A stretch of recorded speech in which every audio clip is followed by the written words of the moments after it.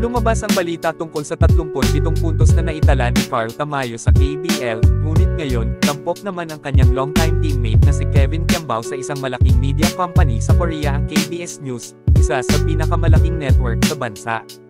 Ayon sa balita, pinangunahan ni Kiambao ang Goyang Sono Sky Gunners sa dalawang magkakasunod na panalo, kung saan siya ay nakapag-score ng 31 puntos laban sa koponan ni Ethan Albano sa isang overtime game. Oo, overtime iyon. At sa kabila ng matinding laban, si KQ ang kumuha ng liderato at halos siya na ang nagtakda ng mga puntos sa OT para makuha ang panalo.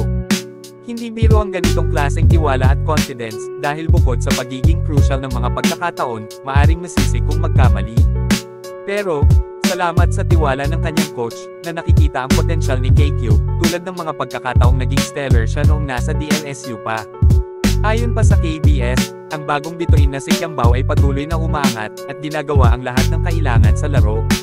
Tiwala lang ang kailangan ni KQ para magpakita ng kanyang tunay na laro at kung paano siya magagamit ng tama sa sistema. Sa simula ng kanyang karera, sinabi ng coach na pinag-iisipan nila kung paano siya magagamit ng maayos, at ngayon, nagbunga na ito sa kanyang mga huling laro.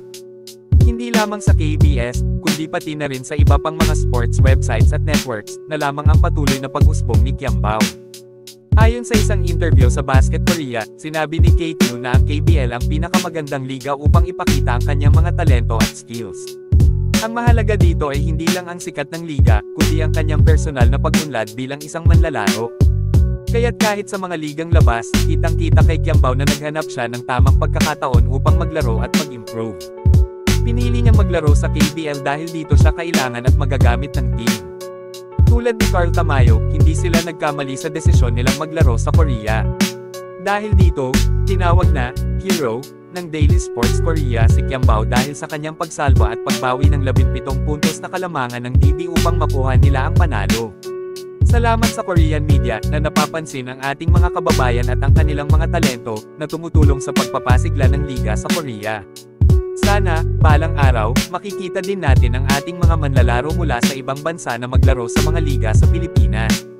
Pero sa ngayon, ang mahalaga ay ang kanilang pag-unlad at ang magandang oportunidad na hatid nito, pati na rin ang kanilang kita para sa kanilang pamilya.